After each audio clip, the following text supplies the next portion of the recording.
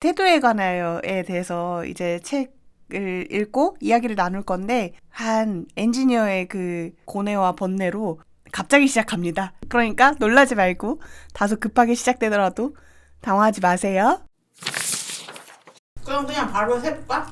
왜 이거를 하자고 하셨죠? 태도에 관한. 저는 우리가 2016년에 했던가? 이거 18년도에 제가 북살롱에 들어왔으니까 9년도에 18년도에 그때 너무 좋아가지고 이 책을 이제 베스트 책으로 선정해서 다음 해에 팟캐스트로 한번 녹음을 해보자라고 해서 그 당시에도 좀 실험적으로 녹음을 했던 게 기억이 나. 지금 이번에 20만 부 판매돼가지고 새롭게 이제 이렇게 책이 나왔는데 그때 팟캐스트를 또 들으니까 너무 좋은 거예요. 혜지한테 우리 같이 이거 다시 한번 녹음해볼까? 이렇게 해가지고 이 자리가 성사되기까지 아주 오래 걸렸어요. 여러분들과 함께 해서 좋네요. 먼저는 어떻게 읽었느냐부터 얘기를 나누면 그러세요? 읽을 때 어떠셨는지 각자. 저부터 얘기할게요. 저는 이 책을 3번 정도 읽은 것 같아요. 18년에 한 번, 19년에 한 번, 그다음에 올해 이제 한 번.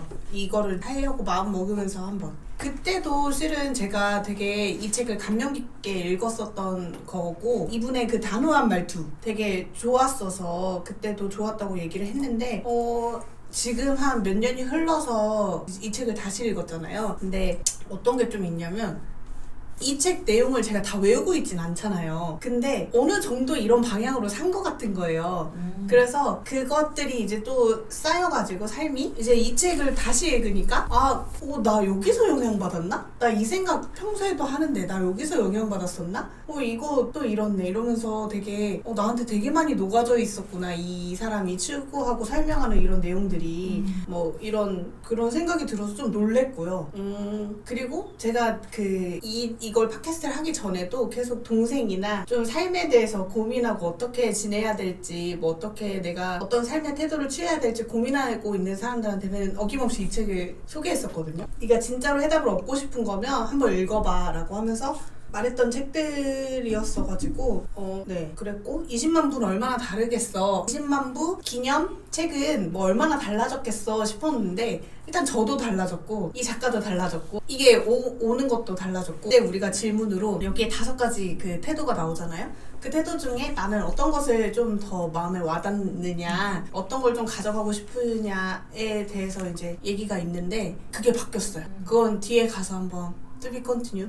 근데 전에 뭘 내가 좋다고 얘기했는지 성실함이었던 것 같은데 정확하지 않아가지고 하여튼 그때 눈에도 안 들어왔던 어떤 가치가 지금 저한테 왔어요. 그리고 몰랐는데 여기 제가 좋아하는 가수가 누창사를 썼더라고요.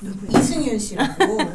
네, 우리가 흔히 접하는 위로와 자존감, 동기부여 등에 관한 선입견과 상식을 뒤집어버린다. 역시 말도 똑띠하는 우리의 가수님. 네. 추천사가 있어서 더 좋았습니다. 다른 분들 생각도 궁금해. 선물하고 싶은 사람이 여러 명 생각났어요. 저는 이걸 저는 이제 막 이 책을 펼친 사람인데요. 읽은 만치가 미미하지만 어떤 부분이 좋았냐고 해서 그냥 일단 딱 펼쳐봤어요. 206페이지. 제가 가지고 있는 책으로는 예전 신판은 아닌 것 같아요. 여기를 좀 낭독해볼까요? 누군가를 좋아한다면 내키는 만큼 감정과 헌신을 보여줘도 좋지만 나를 잃어버리진 않았으면 좋겠다. 주는 것이 자연스러운 기쁨이 되어야지 그것이 무리가 되면 나중에 그 대가를 요구하게 될지도 모른다. 딱 읽어보니까 가끔 이제 내가 점점 좋아지는 사람이 생기거나 친해지는 사람이 생기면 이 사람 마음도 나랑 똑같겠거니 라고 주면서 어느 정도 기대감이 쌓이게 되잖아요. 그런데 상대방이 나만큼 그렇게 마음이 돌아오지 않을 때 그 사람에게 내가 그걸 바란 것도 아니지만 실망할 때가 사실 되게 많거든요. 그런 거에서 나를 잃어버리지 않았으면 좋겠다 이런 문구가 되게 와닿은 것 같아요. 이런 류가 뒤까지 쭉 써있어요. 마음에 와닿는 문구가 뒤에 되게 많이 찾아. 선우 작가님 말을 딱 이어서 최근에 있었던 에피 하나 풀어도 되나요? 네. 그러니까 지금 제가 같이 일하고 있는 동료 중에 한 명이 갑자기 그만두게 되면서 새로 누군가를 땡겨왔어요. 그 친구랑은 그냥 쉬는 시간마다 얘기가 잘 통해서 같이 얘기도 하고 같이 밥도 먹고 친하게 지내는 동료였는데 같이 이제 일까지 하게 됐으니까 더 친하겠구나 생각을 했고 한 달 정도 지났으니까 어느 정도 익숙해졌다고 생각을 했어요. 근데 다이어트로 인해서 좀 스트레스가 좀 많이 있었던 상황이었고 잠도 그날은 2시간 정도밖에 잠을 못 잔 상태였는데 나만 하는 것 같은 느낌이 드는 거예요. 한 달, 이제 2달이 돼가는데도 나만 이 무거운 걸 계속 나르나? 생각이 좀 들어서 하여튼 그날은 이제 10박스를 내가 옮기고 왔는데 또 얘가 아무것도 할 생각이 없어 보여서 이거 이 사람한테 한 박스, 이 사람한테 한 박스씩 갖다 줘 이렇게 했더니 그냥 자기 일을 하고 있는 거예요. 그래서 갖다 주라고. 내 말이 말 같지가 않아. 이게 저도 기분이 별로 좋지 않아서 내가 하라는데 좀 해 이렇게 했더니 목소리가 작아서 안 들렸어요. 이제 이렇게 말했어요. 그래서 아니 이게 무거워? 이거 좀 갖다 달라니까. 그랬더니 언니 감정 쓰레기통이에요? 왜 저한테 그렇게 화를 내세요? 이제 막 이렇게 해서 갑자기 이제 라인에서 크게 싸웠어요. 그러고 나서 너무 괘씸한 거예요. 내가 지금까지 거의 한 달이면 몇 번을 이걸 다 알았는데 그거 한두 개 옮겨주는 게 그렇게 어려운 일인가 해서 다른 또 친한 동료가 따라가가지고 이제 이렇게 말했어. 아니 한 박스 옮겨주는 게 감정 쓰레기통이니 뭐니 이렇게 얘기할 게 있나? 이제 이랬더니 언니가 그동안 걔한테 예민하게 했겠지. 그러니까 그렇게 말했겠지 해서 집에 와서 너무 분한 거예요. 그 한 박스 뭐 그게 뭐 어렵나 이 생각이 들어서 진짜 못 들었거나 이걸 해야 하는지도 몰랐거나 그러니까 다음날 가서 한번 말해보라고. 근데 그래도 말했는데도 모르는 척 하면은 그냥 아닌 거고 뭐 미안하다고 하거나 이렇게 하면은 달라지면 좀 그래 정말 못 들은 거니까 한번 얘기나 해보라고 이제 이렇게 해서 이제 출근을 했어요. 해서 할 말 있어. 왜요? 또 저한테 예민하게 구시게요? 또 이러니까 또 개빡치는 거예요. 그래서 아니 그게 아니라 어제 내가 왜 화났는지에 대해서 말하려고 해 하면서 아니 난 지금 10박스를 나르고 왔는데 너는 그 한 박스 날라주는 게 그게 어려웠어? 이랬더니 자기는 그걸 날라야 하는지를 몰라. 그러니까 어느 타이밍에 날라야 하는지를 몰랐고 왜냐면 내가 하고 있는 도중에 가져가 버리면 안 될 것 같기도 하고 그냥 내가 날라야겠다 마음 먹고 있으면 언제 또 가지고 와서 그래서 못했던 것도 사실 있었다.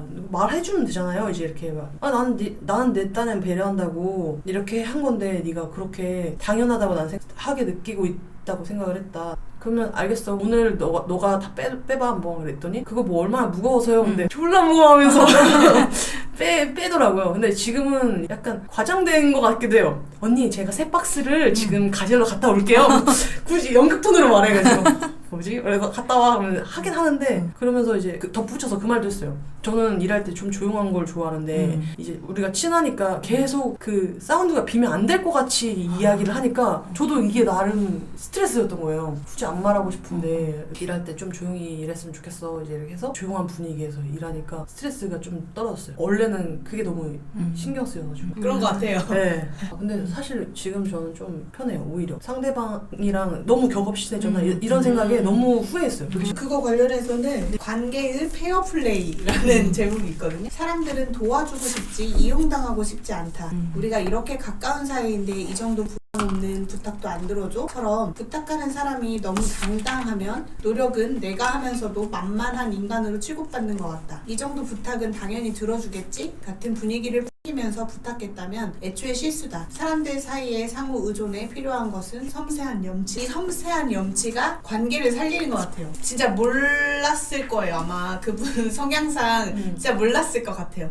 근데 이제 권리버님도 내가 이만큼 했으면 얘가 당연히 이만큼 해주겠지라는 그 기대가 있었고 그분은 뭐 요걸 해야 되는지도 몰랐고 그 권리버님 일인 줄 알았을 거예요. 그분 입장에서는 그랬을 수도 있어요. 근데 서로 당연하게 생각하는 순간 관계는 끝난다. 근데 너무 그렇게 딱 잘라내지 마요. 어떤 시기가 겹쳐서 그럴 수도 있어. 그 사람의 그것과 권리버님의 그것이 겹쳐서 그런 걸 수도 그러니까. 그래서 내가 스위치온 다이어트 한다니까 다들 다 다시 너무 많이 예민해지시나 봐요? 네, 그런 것 같아요. 이 예민함이 나도 이게 예민함이 내가 느껴져. 이걸 못 참겠어요. 화가 나. 자꾸 살인 예고하고 사람들한테 죽여버린다. 다이어트 하면 원래 그렇게 돼요. 도대체 다이어트 왜 하시는 거예요? 부터 시작해가지고 언제까지 하실 거예요? 다이어트 안 하면 사람이 행복해지고 약간 이렇게 선해지잖아. 나 그래서 스위치는 안 해. 나는 안 해. 단식은 못해요. 단식하는 날이 정말 최악이었던 것 같아요. 그 뭐지? 119쪽도 있어요. 이분이 관계에 대해서 저 매몰차게 써놔가지고 매몰찬 게 좋거든요. 정확하게 말해줘서. 그래서 인간관계 마주하기라는 그런 것도 있는데 나는 누구로부터 사랑받고 싶은가 나는 누구를 사랑할 것인가를 가려내는 일. 인간관계에 있어서는 그게 가장 첫 번째 일이래요. 좋은 관계에 대해서 생각을 해보면 나는 누가 좋을 때 그저 그 사람이 이 세상에 나와 같은 시대에 존재해주는 것만으로도 몹시 기쁘다라는 그런 마음이 생긴대요. 그러니까 인간관계를 가급적 관리하지 않고 살았으면 좋겠다. 내가 나다울 수 있는 인간관계를 제외하고는 부디 놔줄 수 있었으면 좋겠다. 이렇게도 하고 여기 띵언 있죠. 파울로 코엘료가 한 말. 브라질 출신 소설가가 한 말인데 모든 사람이 당신을 다 좋아한다고 하면 당신에게 무슨 문제가 있을 것이다. 당신은 모두를 기쁘게 할 수는 없다. 아, 이 말이 아주 저 어렸을 때 피곤한 일이에요. 그죠. 저 어렸을 때 이런 약간 환상이 있었던 것 같아요. 맞아. 지금은 네. 아닌데. 그래서 그런 거. 그 스트레스를 주는 인간관계 문제에 대해 다음 3가지 맞아, 나도 이거 배우겠다. 했어. 근데 이게 체크했어. 굉장히 명확해지지 않아요? 이 인간관계 스트레스 대처법? 정직함에 들어있는데 인간관계 그렇다. 마주하기, 있다. 인간관계 스트레스 대처법 이렇게 돼 있는데 명료하게 나눠져 있었어. 이때도 이거 보고 와 미쳤다 이랬었던 것 같아요. 저 관계를 상실할 인정할 용기가 있다면 어느덧 관계는 재생되어 있기도 하다. 하여튼 관계를 그냥 또 끊어버리지 말고 이런 3가지 대처법 중에 내가 뭘 할지 선택을 하고 그거 했으면 그 결과는 책임지고 이거를 할 때 시간이 좀 필요하면 좀 흘러가게 그냥 놔둬보자 이렇게 해도 된다. 그래서 그런 관계의 자연스러운 생로병사를 긍정한다 작가는 이렇게 얘기하기도 하는데 그런 것 중에 하나이지 않을까 싶기도 해요. 그래서 이 정면돌파 피하기 놔주기를 저는 좀 어떤 문제가 생겼을 때 자연스럽게 떠오르는 것 같아요. 근데 이 책을 제가 옛날에 읽었지만 이게 남아있는 거죠. 그런 부분들이었어요. 그거 어떻게 읽으셨는지. 이 책을 읽으면서 막연하게 제가 살면서 이제 깨달았던 것들이나 막연하게 생각했던 것들이 딱 문장으로 표현됐을 때 그때의 쾌감? 진짜 불이 켜지는 느낌을 만나서 되게 기분이 좋았고요. 또 이럴 수도 있겠구나 라고 또 느낄 수 있었던 부분도 있었고 그래서 좋았는데 대체적으로 좀 삶이나 인간관계나 뭐 사랑 이런 부분에 대해서 크게 얘기를 많이 하시더라고요. 저는 이 책을 읽으면서 내 곁에 있는 지금의 사람들 더 감사하게 생각할 수 있는 마음을 갖게 된 책인 것 같아요. 제가 이제 이전 팟캐스트를 듣고 왔거든요. 근데 이전 팟캐스트에서는 되게 다들 충격을 먹으셨더라고요. 되게 시니컬하다. 근데 저는 딱히 시니컬하다고 생각되지 않았어요. 오히려 현실적이고 그래서 오히려 더 도움이 된다? 이것도 시대적인 그런 건가? 그런 그때 것 같아. 당시에는 뭐 죽어도 떡볶이는 먹고 싶은가? 그런가? 그런 류의 들이 되게 유행했던 그런 시기였거든요. 뭐 위로하고 막 곰돌이 푸 뭐 그런 거 그런 게 유행하던 시절이었던 것 같긴 해요. 그러니까 되게 따뜻하고 괜찮다. 뭐 너는 혼자가 아니야. 라는 그런 식의 에세이들이 막 엄청 많았던 시기였고 지금은 좀 그게 어느 정도 한물 지나가고 좀 무조건적인 자존감을 칭찬하는 거는 한계가 있다라고 인정을 하고 이제 그런 류의 책이 오히려 사라지고 있잖아요. 그러니까 그런 시대의 흐름이 이어서 이게 더 그냥 아무렇지도 않게 편하게 읽힌 그런 것 같기도 하고 보면은 이 책 서문에 이 사람이 이걸 쓴 이유가 있거든요. 그러니까 이걸 검토하면서 이분이 생각했대요. 결국 나는 살아가는 태도에 대해 간절히 말하고 싶었던 거구나. 태도란 어떻게라는 살아가는 방식과 가치관의 문제로 그 사람을 가장 그 사람답게 만드는 고유 자산이다. 나는 그 모든 사유와 경험을 통해 내가 삶에서 가장 중요하다고 여기는 5가지 태도들 자발성, 관대함, 성실함, 정직함, 공정함을 사람들과 공유하고 그 태도의 틀 안에서 개별적인 문제들을 이해하고 접근하고 싶었다. 요즘 우리는 굉장히 복잡한 시대에 살고 있고 빠른 시대에 살고 있기 때문에 오히려 본질을 세워야 된다라는 그 내용이 책에 나와 있거든요. 그래서 제가 평소에 하고 있는 생각이기도 해요. 세상은 너무 많이 변하고 욕구도 너무 많고 이러하니 이럴 때일수록 그것들을 다 따라가기엔 너무 벅차. 그러니 내가 삶에서 중요하게 생각하는 것들에 대한 본질을 꼭 잡고 있자. 그런 생각이 기본적으로 있어요. 그래서 휘둘리고 싶지 않은 이런 시대임에도 불구하고 나는 이 시대에 어떤 태도를 가질 것인가, 민감함을 가질 것인가, 아니면 뭐 민첩함을 가져서 그걸 다 따라갈 것인가, 이런 것들에 대한 고민을 하잖아요. 그러니까 내가 어떻게 살 것인가에 계속 맞아. 집착하는 이유는 그런 이유지 않을까? 너무 많이 바뀌어서. 그리고 또 우리가 내가 나를 잃어버리면 좀 힘들어하잖아요. 누군가의 딸로 불리고 누군가의 엄마로 불리고 막 이러는 것들. 근데 저는 그 시대가 빠르게 변화하는 거에 따라서 저도 이렇게 바뀌는 걸 좋아하잖아요. 새로운 걸 또 시도하기도 하고 그 본질을 지키되 시대가 변하면 어느 정도 나도 변해야지. 내가 너무 꼿꼿하게 있으면 본인이 더 힘들어지는 부분이 있을 수 있다고 생각하거든요. 뭐 그게 물론 이제 가치관에 해당되는 건 아니지만 변하는 것이 있으면 특히 주위 사람들도 같이 변하면 내가 유해지지 않으면 부러질 수 있다고 생각해요. 맞아요. 그것을 이제 이 태도를 지키기 위한 어떤 방법들이 될 수 있을 것 같아요. 그러니까 근본적인 거. 하지만 이 관대함을 지키기 위해서, 이 자발성을 지키기 위해서 내가 방법을 다르게 써봐야 돼. 그러면은 얼마든지 또 해볼 수 있겠죠. 특히 세대가 변하면서 젊은 친구들하고 대화에 있어서는 그걸 이렇게 내가 드러냈을 때, 그런 성향을 드러냈을 때 거부감을 느낄 수도 있잖아요. 그럴 때는 오히려 조금 그럼 언니는 그러면 태도를 유연함이라는 본질로 갖고 있는 그럴 수도 있어요. 그런 걸 그런 갖고 거나 이제 변화를 즐기는 시대의 변화에 내가 바뀌어도 크게 내가 스스로에 대해서 부담이 없고 근데 그것은 이제 그거 같아요. 만약에 내가 사랑이라는 본질을 가지고 있어요. 난 이걸 태도로 취할 거야. 그러면 이 사랑은 상대에 따라서도 그 형태가 달라져야 되는 거고, 또 시대에 따라서 그간 내가 했던 그 사랑은 옛날에 만약에 엄마 그 전쟁 났을 때 엄마들의 사랑을 지금도 하고 있으면 그건 아닐 말이잖아요. 그런 것처럼 사랑이라는 가치를 추구하되 그 방법적인 측면은 다른 걸로 그 상황과 때에 맞게 가져가야 된다는 그런 말인 거. 그때는 굉장히 성실함이 굉장히 집중해서 생각했는데 이번 달에 또 읽었을 때는 관대함에 대해서 다시 한번 좀 더 집중해서 읽게 되었어요. 그래서 이렇게 처해진 상황에 따라 달라질 수도 있겠구나 싶은 생각도 좀 들어서 재밌게 읽었어요. 어제 다시 한번 읽었을 때도 이게 이렇게 달라진다고 싶어가지고 놀라웠어요. 이 책 좀 고전처럼 읽힐 수 있는 그 뭔가가 요소가 있는 게 저도 몇 년 전에 읽었을 때랑 지금이랑 그 질문이 그거였거든요. 이 5가지 태도 중에 어떤 거에 좀 마음이 왔냐라는 그 질문이 있었을 때 그때마다 그때는 어쨌든 한 달 만에 했거든요, 거의. 저는 일관성 있게 계속 했던 것 같아요. 작년에도 그때 녹음했을 때도 20년도에 또 한 번 더 이 책을 가지고 그 독서 모임을 했었거든요. 그때도 성실함에 대해서 굉장히 생각했었었는데 이번엔 좀 많이 바뀐 것 같아요. 그러면 자연스럽게 어떤 태도에 나는 이 책을 읽으면서 왔느냐 이런 걸 좀 얘기해봐도 좋을 것 같고, 왜 그런 성실함이었다가 이번에는 왜 관대함, 옛날에는 왜 계속 성실함에 좀 초점이 있었는지. 그러니까 꾸준히 하는 것에 대해서 저는 되게 높이 샀어요. 항상 그 성실성, 그러니까 정해져 있는 그 시간에 일어나고 뭔가 그걸 꾸준히 하고 이런 거에 대해서 굉장히 그건 주고도 할 수 없는 거잖아요. 솔직히 돈 준다고 해도 성실하지 않은 사람들한테는. 그랬는데 그냥 성실하게만 한 사람들과 함께 일하다 보니까 발전이 없는 거예요. 그러니까 쓸데없이 지독하게 성실하다. 그러니까 일에 2번 일 시킬 상황들이 좀 많이 발생되다 보니까 과연 얘가 성실한 것만이 좋은 걸까? 항상 거기 그 자리에 있고 항상 하지만 발전은 없는, 그냥 시간만 지난 이렇게 20년 30년 계속 성실하기만 할 것 같은 그런 것들을 마주했을 때 좀 많이 화가 나고요. 그래서 관대해줄 줄 아는, 나의 마음을 이해하는 만큼 상대방의 마음도 이해할 수 있는 이 관대함에 대해서 내가 더 길러봐야겠다는 생각을 요즘 많이 들고 있습니다. 사람들한테 관대하고 싶다고요? 저한테도 관대하지 못한 것 같아서. 자기가 스스로에 대해서요? 아니면 스스로 타인이 자기를 스스로가 안 되니까 네. 타인한테도 절대 안 되는 것 같아서 절대까지 안 돼요. 좀 절대 안 돼가지고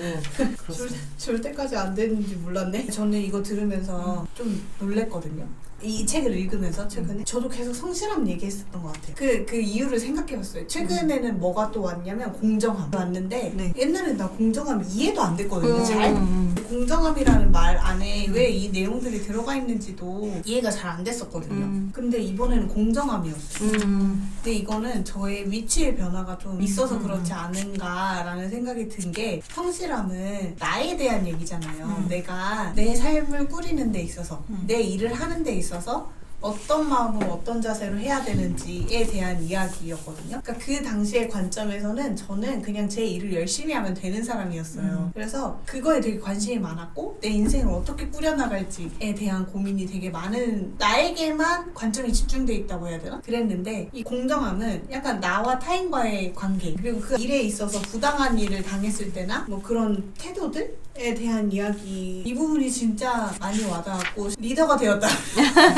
다니면서도 이런 순간이 온다. 승진해서 어느 날 누군가의 상사가 되는 때다. 저 당했잖아요, 승진을. 그런 것들, 그리고 뭐 부당함에 저항하기, 그리고 부탁과 거절에 대한 이야기, 이런 것들이 제가 매일 직면하는 어떤 일들이다 보니까 이게 되게 하게 와닿아가지고, 제가 이 리더가 리더 뭐라 되었다면 이 부분은 복사해서 우리 팀원, 부장님, 과장님, 관장님한테 다 공유해야겠다라고 생각이 들 정도로 되게 좋았거든요. 그래서 제 상황, 아까 걸브님이 얘기한 것처럼 상황에 따라 이게 달라졌구나 이런 그게 있어서 좀 신기했어요. 저는 관대한 인간관계에서 그러니까 어릴 때는 나랑 사랑도 그렇고 나랑 100%딱 맞는 사람을 찾아 헤매기도 했고 있을 거라고 생각하기도 했고 그런 환상을 가지고 있었던 것 같아요. 그래서 이 친구는 딱 진짜 장점만 보이고 너무 좋은 친구야 라고만 생각을 했었고 또는 뭐 이 사람을 100점에서 만났다가 점수를 따가면서 하다가 나중에는 이제 해가지고 관계를 끊기도 하고 이렇게 했었는데 생각해보면은 나도 100점짜리 사람이 아니고 모든 사람은 점이라는 것도 존재할 수도 없고 존재하지도 않는데 그렇게 생각했었던 건 아닌가. 그래서 나에게도 그렇고 상대에게도 그렇고 관대함을 가지고 바라봐야겠다 생각을 했고 여기에서 또 문구에서 제가 또 집었던 게 나도 이상하고 너도 이상하지만 그건 그것대로 괜찮아라는 문구가 있더라고요. 옛날에는 엄마 친구들을 만나고 왔을 때 가끔 스트레스를 막 저한테 얘기할 때가 있어요. 엄마 친구 중에 자식 자랑을 너무 많이 해가지고 기분이 다운돼가지고 그래서 그 친구랑 손절해 이렇게 해서 했는데 손절을 안 하시는 거예요. 이해할 수가 없었는데 점점 나이 들어보니까 이 친구는 이런 면이 있지만 또 엄청 좋은 면이 있고 이런 면이 있지만 이런 좋은 면이 있고 이렇게 하면서 관계를 이어나가는 거구나 이런 것도 깨닫게 되고 또 이런 면이 있지만 이 사람은 또 나의 이런 부분을 이해하면서 받아주고 있겠지 이런 것도 생각하면서 좀 더 서로 관대하면서 이렇게 살아가면 좋겠다 생각을 했습니다. 부모가 되면은 자식 꼴을 봐야 하잖아요. 얘는 내가 낳은 아이니까 책임을 져야 하고 버릴 수도 없고 열받게 어떻게 할 수가 없잖아요. 그래서 꼴을 볼 줄 알면 어른이 진짜 되는 것 같구나 라는 생각을 했는데 그러면서 관대함이라는 게 이제 능력치가 높아지는데 저는 동물 꼴도 못 보고 애기 꼴도 못 보고 그러니까 사람 꼴도 못 보는 것 같아요. 그래서 저한테 제일 필요한 부분이 관대함이지 않나 라는 생각이 들어서 관대함을 선택했는데 부모로서 그러니까 그 꼴을 다 보시잖아요. 네. 엄청 관대함을 능력치를 좀 높일 수 있는 방법들이 뭐가 있을지 조언을 좀 전 구해보고 싶어요. 글쎄요. 부모가 되는 순간 그 관대함을 타고 나는 게 아니잖아요. 저도 그거는 잘 모르겠어요. 정답이 있는 게 아니기 때문에. 특히 자녀를 키우는 엄마는 어디에서 배울 수가 있는 게 아니잖아요. 그냥 아이를 낳는 순간 그냥 딱 엄마라고 불려지는데 그 출발인 것 같아요. 그때부터 이렇게 점점 길러진다고 생각이 들고 다행히도 저는 그 꼴이라는 표현을 쓰지 않을 정도의 관대함은 가지고 있어서 아이들이 자라는 순간에 제가 원하는 방향과 혹여 다른 모습이 보이더라도 그게 되게 지 않았어요. 그리고 얘는 이런 모습이 있네? 다 뭐 내가 원하는 방향대로 되지 않잖아요, 자녀들이. 그리고 저는 그런 모습보다는 아이들이 커가는 모습을 다 담지 못하는 게 되게 많이 아쉬웠던 것 같아요. 목이 메일 정도. 그 사랑스러운 순간들이 너무 빨리 지나가 버려가지고 아쉬운 것 같아요. 왜요? 지금은 진짜 성인이 된 아이도 있고 지금 청소년기를 지내고 있는 아이도 있는데 그 예뻤던 순간들이 너무 찰나처럼 지나가가지고 그게 너무 아쉬워. 다시 붙잡을 수 없는 순간들이었으면 그걸 좀 더 빨리 알았으면 그 시간에 내가 더 많이 집중해줬으면 더 좋았을 텐데 저도 맞벌이를 했기 때문에 좀 소홀히 했던 부분들이 많이 아쉽고 그런 순간들이 다시 이제 못 오니까 주변에 이제 그 조카들을 보거나 아이들을 보면 너무 예뻐. 그래서 아마 할머니들이 되면 자기 자녀들보다 훨씬 더 이렇게 예뻐하는 그 사랑의 마음이 커지는 게 그 후회함이 있어 그런 것 같아요. 그래서 자기 자녀에게는 얘는 누굴 닮아서 이런 마음이었을지 모르겠는데 좀 그 시기를 지나고 보니까 얘가 이렇게 예쁜 시기를 지냈구나 하니까 그 사랑을 내리사랑으로 표현이 되는 게 아닌가 싶어요. 경험이라는 건 무시 못하는 것 같아요. 정말 내가 다른 삶을 살 수 있게 도와주는 것 중에 하나가 다양한 경험인 것 같긴 해요. 근데 이 부모의 경험도 어쨌든 그 시절을 다 지나와 봤으니 그때가 정말 예뻤구나라는 그 깨달음이 있어서 이제 손주를 볼 때 그 마음이 다시 새록새록 새어나서 손주가 아무리 나쁜 짓을 해도 아이고 우리 강아지 이렇게 하는 것처럼 그런 거랑 좀 비슷할지 모르겠지만 전 그 꼴을 보게 되는 어떤 순간이 맞아요. 그게 아직 안 와서 그렇지. 그 계기가 있었거든요. 제가 엄청난 실수를 해봤을 때 그리고 이게 받아들여졌을 때 내가 원래 이런 사람, 그러니까 나도 되게 약한 사람이고 이렇게 실수하는 사람이야 라는 그게 되게 크게 왔을 때, 그게 못 견뎌졌을 때, 나의 그 못난 모습이 되게 힘들어가지고 한번 꼬꾸라져 본 경험 한 이후로 저는 꼴을 더 보게 됐어요. 왜냐하면 관대함이 커진. 네, 저는 어렸을 때부터 되게 착실하게 살았고 성실하게 살았고 엄마 아빠 말 웬만하면 다 듣고 뭐 사춘기도 이렇다 할 만큼 막 엄청 심하게 하지도 않았고 학교에서도 성적은 안 나왔지만 그래도 그 학교 규칙을 지키면서 그렇게 살아갔단 말이에요. 대학교도 뭐 재수를 하긴 했지만 그래도 내가 원하는 과에 가가지고 교수님이 시키는 거 하면서 막 그렇게 그냥 쭉 지내왔잖아요. 그 어떤 일련의 사건으로 제가 완전 무너졌었잖아요. 그래서 그 무너진 일을 겪고 나서 아 내가 그렇게 똑똑한 게 아니었구나. 나 좀 되게 형편없으려면 얼마든지 형편없을 수 있는 사람이구나 라는 그게 크게 오고 나서 내가 막 그렇게 특별한 사람이 아니구나라는 거를 한번 깨닫고 나서 다른 사람의 어떤 꼴도 저거 상식적으로 좀 아니지 않아? 라고 옛날에는 정말 쉽게 말했는데 지금도 얘기하긴 하지만 그래도 그게 막 못 견디게 보기 싫을 정도로 아니에요 저는. 그래서 어떤 사람의 어떤 그 꼴을 그냥 봐지는 경우는 나도 저 사람과 다르지 않았다라는 그게 올 때 조금 달라지는 것 같기는 해요. 그 여기서도 여자라면 누구나 한 번쯤 있지 않은지 뭐 화장실에서 화장지가 없거나 그 생리대가 없어가지고 좀 힘든 그런 상황들 그때마다 단지 같은 여자라는 이유만으로 모르는 여자들과 필요한 물건을 서로 나눴다.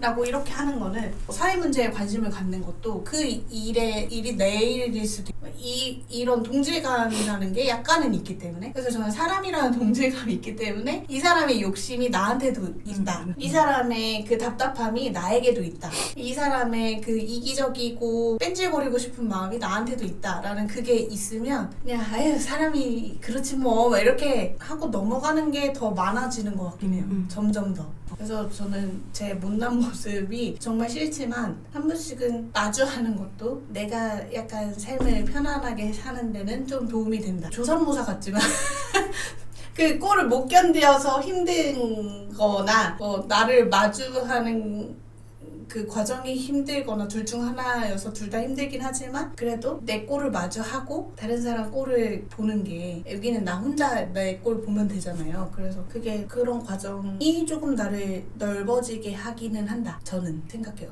그렇다고 권리버님이 뭘 안 하고 막 이랬다는 게 아니고 저 같은 경우는 그렇다. 그거는 좀 더 지나봐 보세요. 지나고 더 많은 경험을 해보면 달라질 수도 있고. 아니 경험이야. 경험 부자셔가지고 권리버님이 기준이 자기가 지금 높아서 그렇지 전보다 점점 더 관대해지고 있잖아요. 저는 그렇게 생각하는데 스스로에 대해서 계속 멈춰있는 게 아니라 관대해지고 있으니까 또 이렇게 관대해지고 이렇게 관대해지고 있겠지. 하드캐리가 있어. 하드캐리가 많아지면 본인에 대한 그리고 기준이 높아서 스위치온 그래. 다이어트 요즘 제일 많이 듣는 질문 말이에요. 제발 다이어트 하죠. 저도 옛날에 한참 다이어트 하다가 친구 한 명과 손절했거든요. 저도 예민해졌었고, 그러니까 그때 예민했던 것도 있었던 것 같아요. 아무튼. 네, 근데 사람한테 그런 시기는 꼭 있어요. 맞아. 예민한 시기는. 맞아. 권리분이 뭐라고 하는 거 아니에요. 맞아요. 아니 근데 정말 전보다 훨씬 넓어졌어요. 그 예전에는 내가 많이 알지는 못했지만 그냥 쉽게 표현해서 손절이 되게 빨랐다면 지금은 그래도 내가 한 번 더 생각해보고 그럼. 그 사람에게 표현도 해보고 할 수 있는 만큼은 내가 그 사람과 관계 회복을 위해서 많이 노력하고 있잖아요. 맞아요. 지금 약간 딱 왔을 때 그걸 풀어내는 것도 에너지가 필요하거든요. 진짜 에너지가 많이 필요해요. 여기서 말하잖아요. 내가 계속 볼 사람인지 아닌지 일단 내 마음속에 정해라. 그리고 나서 이거를 애쓸 건지 말 건지 직면할 건지 말 건지 아니면 피할 건지 아니면 우회할 건지 이런 걸 정하라고 하잖아요. 그런 것처럼 약간 지금 에너지가 떨어져서 그 갈등 상황을 그리고 또 최근에 많이 마주했어야 되는 어떤 상황들이 계속 많았지. 있었어서 그래서 지금 좀 지쳐있는 거일 수 있어요. 조금 좀 쉬고 잘 회복하면 또 이후에 다른 선택을 하는 거를 기꺼이 할 수 있을 거라고 생각해요. 왜냐면 권리분은 성장하고 있으니까요. 맞아요. 그래서 좀 드는 질문 하나는 스위치온 다이어트 하지 마요라고 지셨나요? 네! 무릎 껴안고 이렇게 앉아있어야 되는데 저 집에 갈래요. 홍진경 아니었어? 좀 지친 것 같긴 해.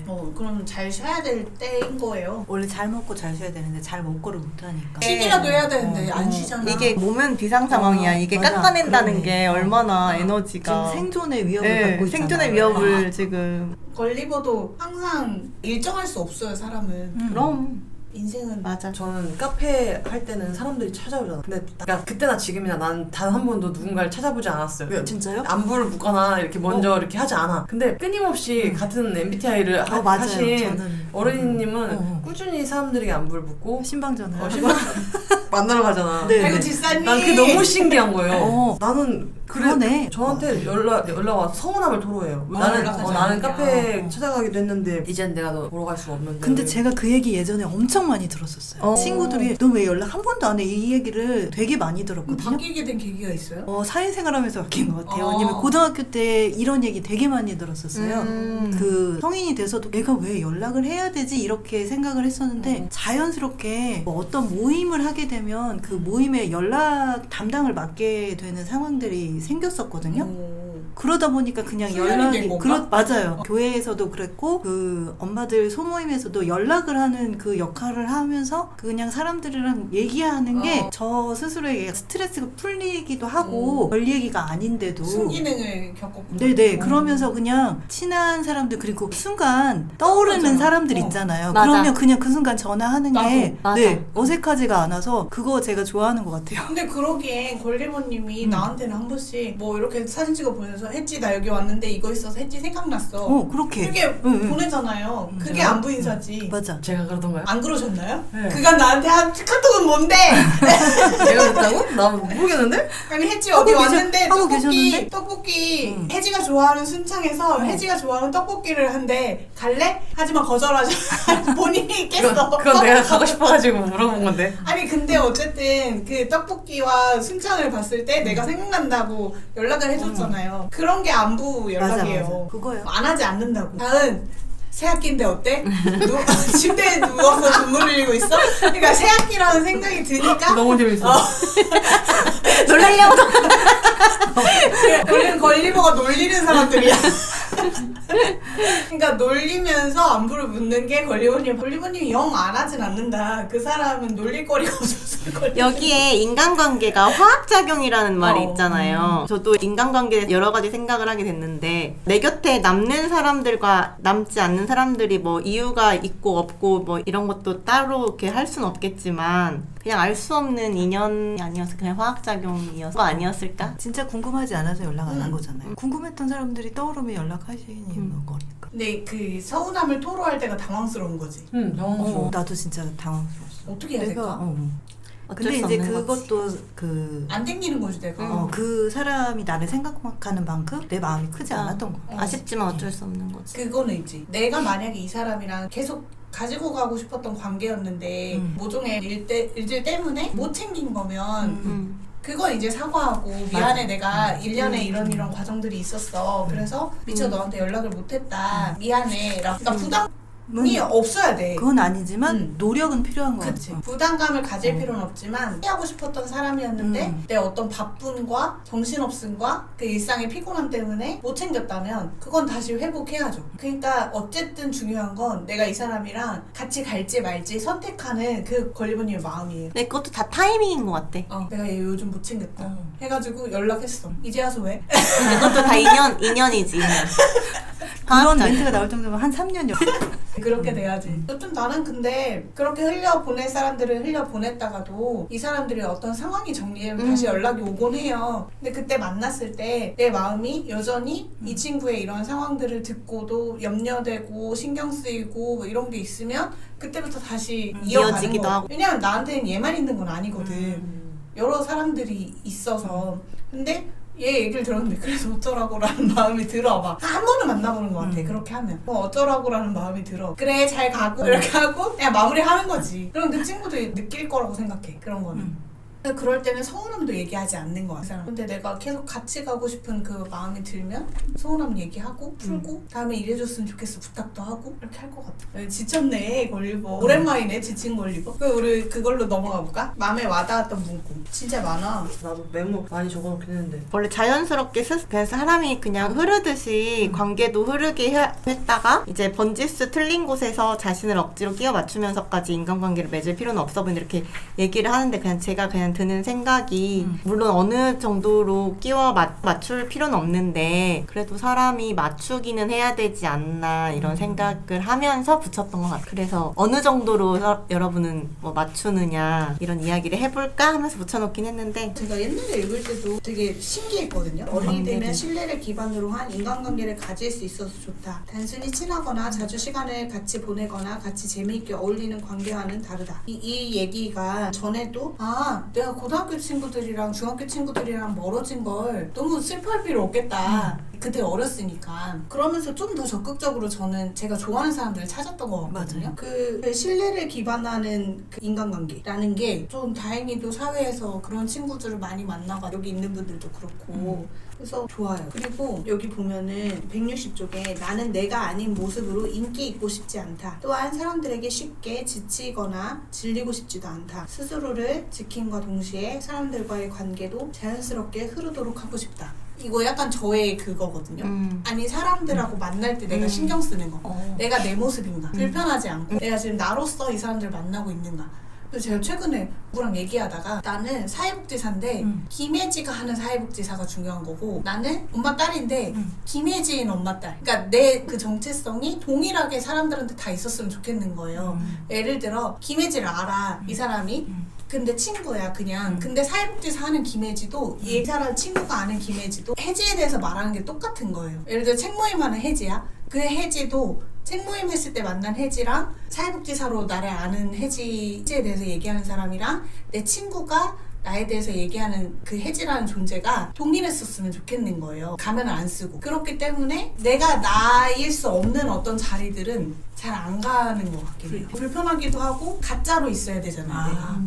그럼 그 시간이 너무 아까워. 그래서 최대한 그냥 김혜지가 책모임도 하는 거고 김혜지가 사회복지사도 하는 거고 김혜지가 이렇게 친구들 만나서 얘기도 하는 거고 김혜지가 책모임 하는 거 김혜지가 달리기 하는 거고 요런 내가 주체이고 싶은 마음이 좀 큰 것 같아요. 그래서 내가 없이 이 사람들이 모여서 나에 대해서 증언할 때 비슷했으면 좋겠다. 그 사람들이 느끼는 것들이 이런 생각을 꽤 하고 그게 설사 어떤 사람들의 마음에는 들지 않더라도 어쩔 수 없다. 난 이걸 추구하게 모두에게 다 맞추기에는 너무 어렵잖아요. 내가 이렇게 행동해. 나 싫어? 그럼 미안.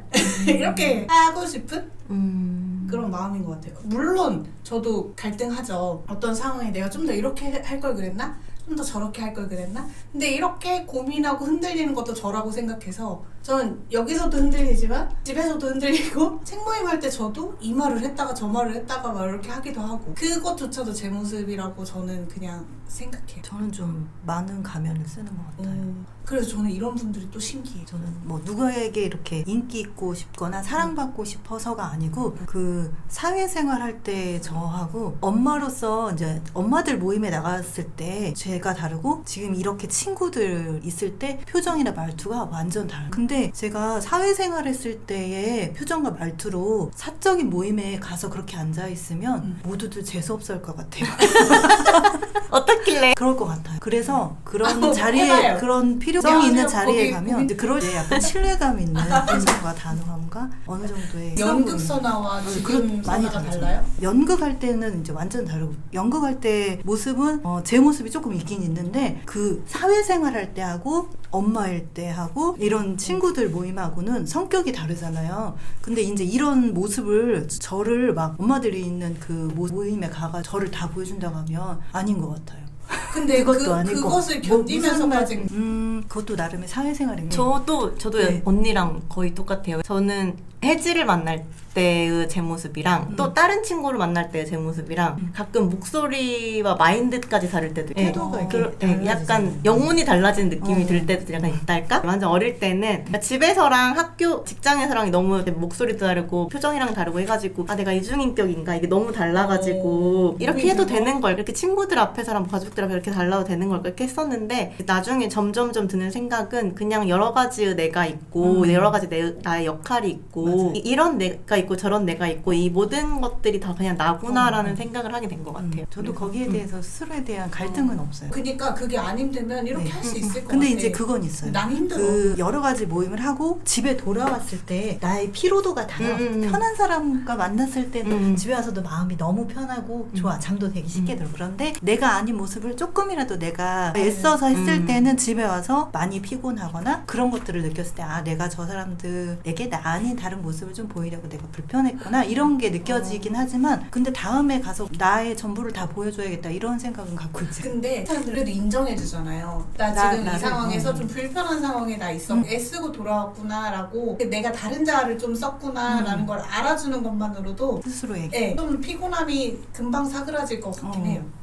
그게 나 오늘 신체로 느껴지잖아. 그리고 나갈 때도 나 오늘 학부모자야 이러면서 딱 나가는 그러면 약간 연기하는 것 같기도 하잖아요. 네. 장항준이 비밀보장 거기에서 나와서 한 말인데 자기가 화나는 직원들한테 어떻게 하느냐 너는 그러니까 화를 내본 적이 있느냐 이럴 때 진짜 만약에 무슨 잘 화가 안 나는데 과오를 저지른 사람이 있어 그러면 나는 전원일기의 김혜자다 하면서 막 그 역할을 영어를 부여한대요. 그러면 정말 신기하게 말도 온화하게 나온대. 그래서 그거 한번 써먹을 왜냐면 우리는 항상 나다울 수 있는 환경에 놓여지는 건 아니니까 적극적으로 그걸 내가 쓰고자 마음먹었으면 얼마든지 쓸 수 있잖아요. 그런 자세는 걸리버님은 어때? 전 지쳤네요. 읽으면 읽을수록 지쳤네요. 그래서 지금 제가 읽고 싶은 만큼 뭔줄 알아? 괜찮아 라고 대답하는 대부분의 사람들 사실 속으로는 하나도 괜찮지 않아요. 그건 맞아요. 안 괜찮아. 지금 자기의 괜찮아요? 안 네. 괜찮아. 그래도 듣고 싶어요. 지쳐도 얘기해주세요. 네. 지쳐도 힘내는 벌리버의 자아를 꺼내요. 주말마다 쉬었어요. 카페쇼도 갔다 오고 이제 박람회도 갔다 오고 좋아하는 공연도 보고 했는데 그때 당시에 그 나는 너무 좋고 재밌고 막 신나고 그 영상 공모전도 갑자기 해야 돼서 하긴 했지만 그걸 만들면서도 너무 재밌었어. 근데 회사만 가면 너무 힘든 거예요. 이게 맞나? 앞에 자발성이 가는 맞아요. 여기 저도 틀린 것 같아요. 이 자아를 다 다르게 갖고 가고 좋아하는 거 하고 싶고 근데 난 걸리버는 약간 하나의 자아를 쓰는 것 같은데 그래서 다른 데 가서 맞아. 힘들어하는 것 같긴 해요. 그런가요? 왜냐면 회사에서는 조직 생활이라는 어떤 규칙을 지키기 위해서 어. 원래 걸리버는 안 그래. 어. 그러니까 지금 되게 애쓰고 있는 거야. 그 직장에서. 근데 맞아. 직장에서 다른 자아를 안 쓰기가 쉽진 않지. 그치. 사회생활 하면서는 나는 약간 미친년이다 생각하고 거기서 할 말 다 하고 예의 바르게 할 말 다 하고 그렇게 뭔가 자발성을 발휘할 수 있는 어떤 환경을 한 8년 동안 만들어 놓은 거잖아요. 저는 그걸 견디지 못해서 그래서 직장에서 그런 애씀이 없는 건 불가능하다. 그렇죠. 근데 걸리버는 항상 자기 자신으로 사람들 만나려고 저는 그렇게 하는 사람 생각했는데요. 아니세요? 지쳤나요? 자 그럴 거야? 아무튼 마음에 드는 문구 있었어요? 자발성에서. 자발성?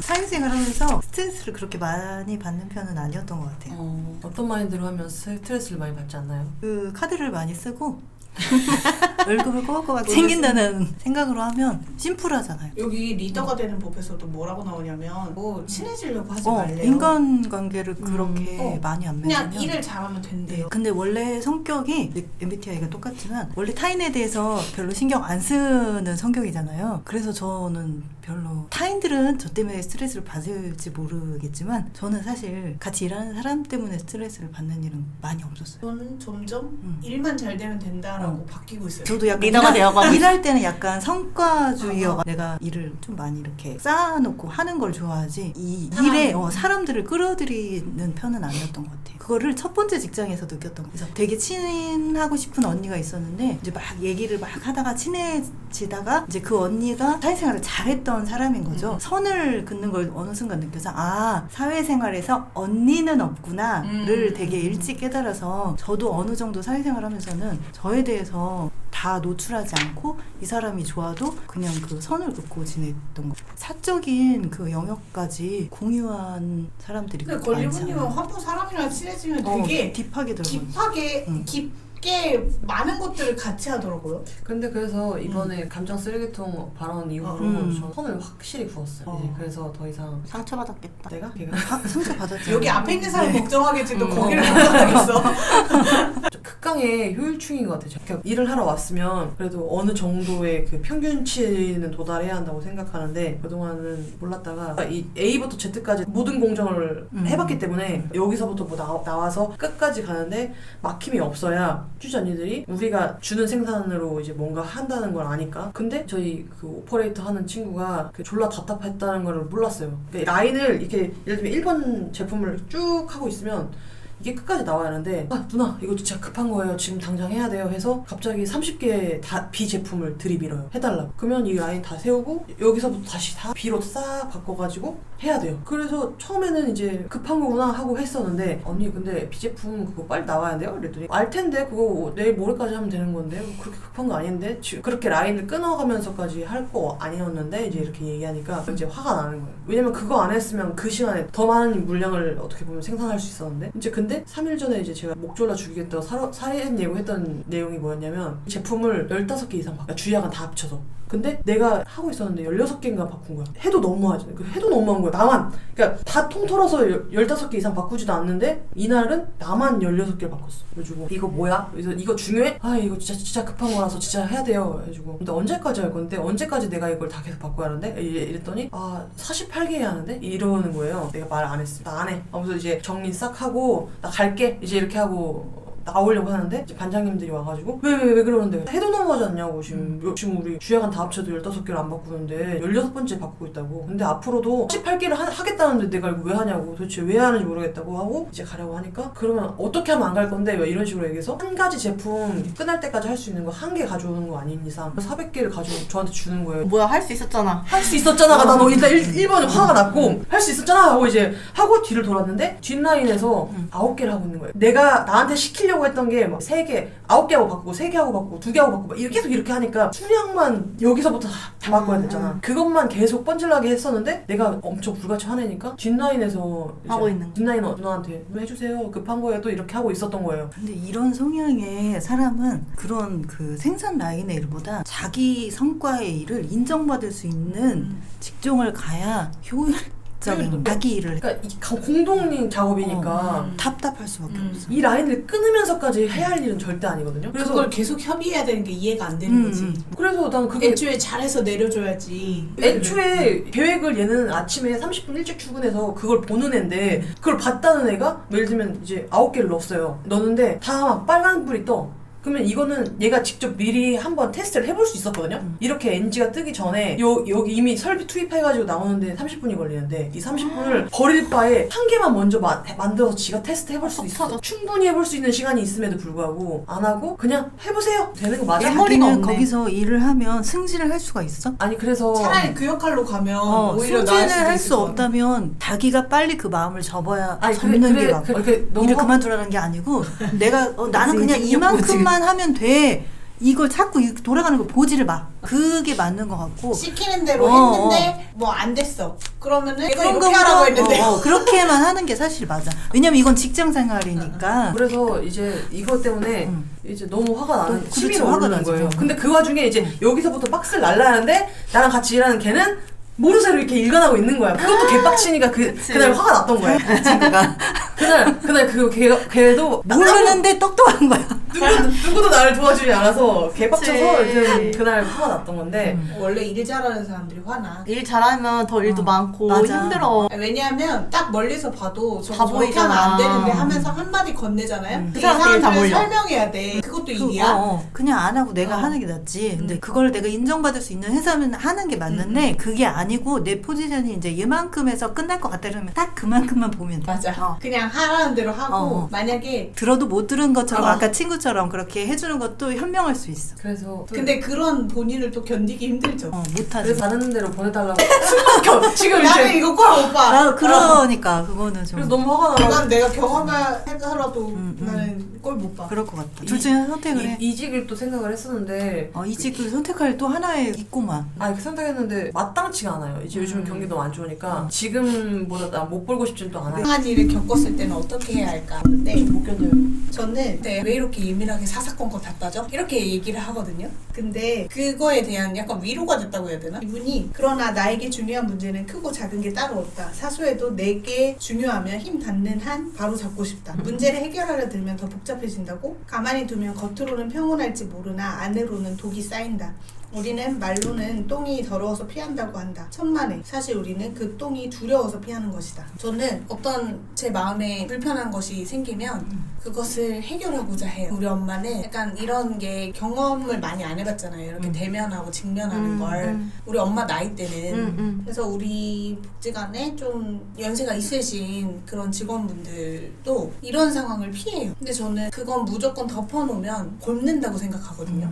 그래서 꼭 꺼내요. 막 그럴 때 항상 왜 이렇게 예민해? 그렇게 사사건건 다 짚고 넘어가서 너 다 싫어해. 사람들이 이렇게 싫어할 수도 있어. 항상 세상은 그렇게 막 다 정확하게 넘어갈 수 없다고 얘기하곤 해요. 그 말 들을 때마다 속상한데 근데 저는 그래도 못 고치겠어요. 그래서 근데 여기서 이분도 이렇게 한다고 하니까 적어도 내가 이렇게 표현하면 그 말을 듣는 내가 불편하다라는 걸 그 사람이 인지하긴 할 거 아니에요. 그래서 저는 표현하는 편이에요. 그래도 된다라고 인정해 준 것 같아가지고 이 문구가 아주 좋아서 적어놨어요. 어차피 답을 알 수 없는 내일이니 아무것도 상상하지 말고 그저 오늘 하루를 살아가는 것입니다. 작가분이 되게 아프셨더라고요. 그래가지고 어떻게 이제 하루를 또 마주해야 되는가? 그거에 대한 태도에 대해서 그 부분은 많이 얘기를 하셨는데 저희도 꼭 질병이 아니어도 여러 가지 이런 시련이나 고난이 올 수 있는데 그때마다 어떤 마음가짐으로 살아야 되는지 볼 수 있는 것 같아요. 멀리 생각을 안 해도 정말 하루하루를 행복하게 또 행복하게가 아니라 그냥 어떨 때는 정말 그냥 살아내는 만으로도 정말 대단하다. 안전하고 싶은 사랑. 맞아. 이것은 안 된다. 저는 결혼에 대한 페이지도 되게 통으로 좋았었어요. 친구들한테 읽어줬거든요. 기혼자들한 가사 분담에 대해서 이제 싸우는 네. 일 그거 문구 읽어줬더니 다들 미쳤다 이 책 뭐야? 너무 공감하던데? 왜 자기의 집안일인데 왜 그거를 다 하고 나서 칭찬받고자 원하냐고. 지금의 남자들도 그래요? 임경선 작가 때의 남편 말고 지금 우리 친구들의 남편들도? 그때 책 모임에서 이 기혼자가 훨씬 많잖아요. 무슨 주제가 나왔냐면 남자의 언어? 이렇게 하면서 집안일이 예시로 나왔는데 다들 집안일을 해야 된다라는 그건 이제 있대요. 머릿속에. 있는데 그 집안일의 정도의 차이가 다른 거예요. 예를 들어 설거지를 하라고 했어. 그러면 우리는 설거지는 여기 나와 있는 그릇 넣어놓고 그다음에 설거지해서 엎어놓고 그다음에 여기 개수대 말고 저기 주변까지 요리했던 거기까지 다 치우는 게 싱크대까지 치우는 게 설거지잖아요. 근데 그들은 정말 그릇 씻는 것만 설거지인 거야. 뭐 화장실 청소를 해요? 그러면은 화장실 청소를 해달라 그러면 바닥만 누가 그랬어. 졸라 열심히 닦는다고.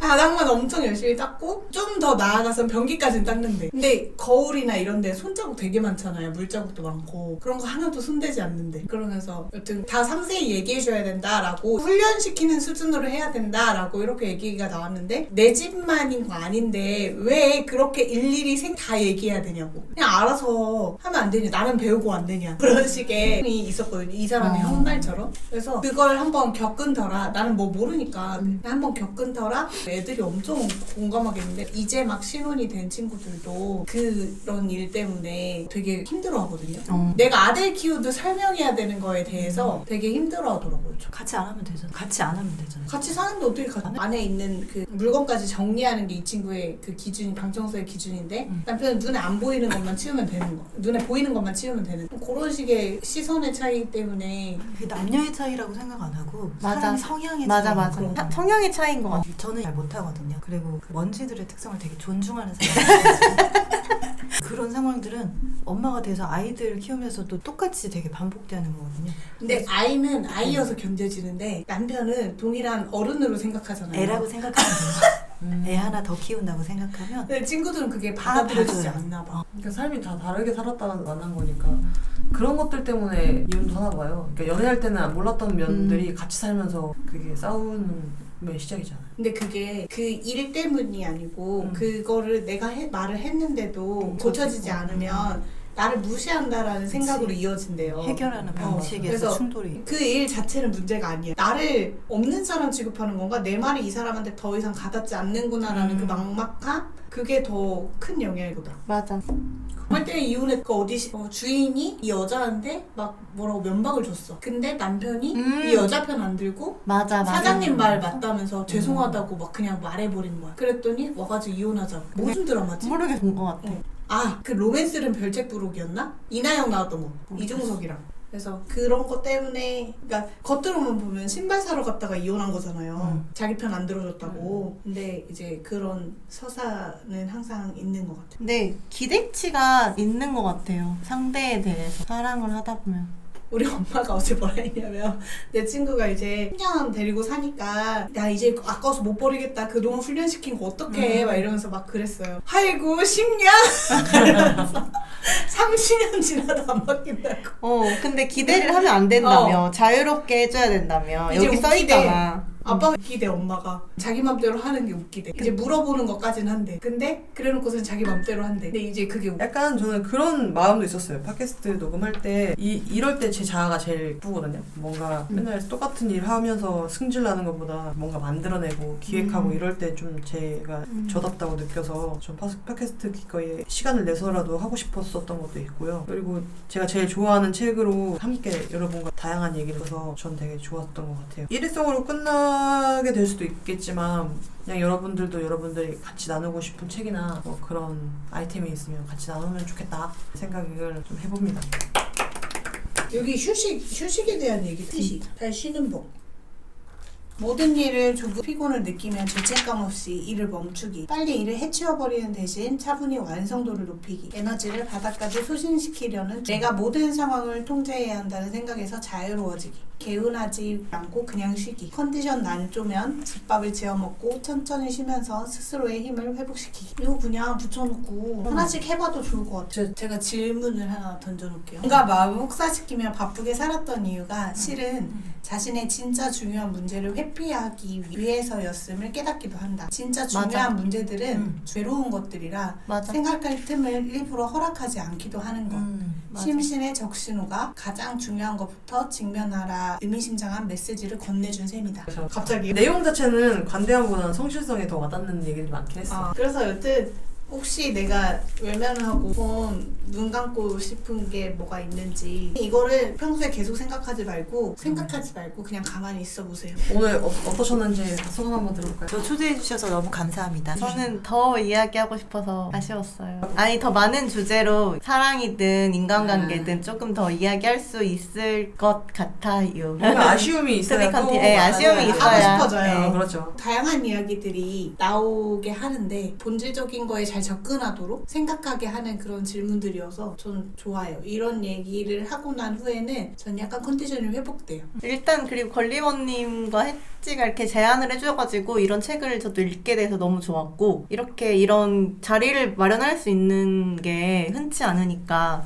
친구한테 자랑을 했더니 이런 친구랑 이렇게 할 수 있는 게 거의 기회가 없어요. 드디어 일을 해치워서 세 번의 우리 만남에서 미친 우리 해치워졌네요. 미친 성과주의 때문에 해치워졌어요. 걸리버님의 놀랍네요. 최애 책인가요? 그랬는데 한 그 2020년도에는 잔소리처럼 느껴지긴 했어요.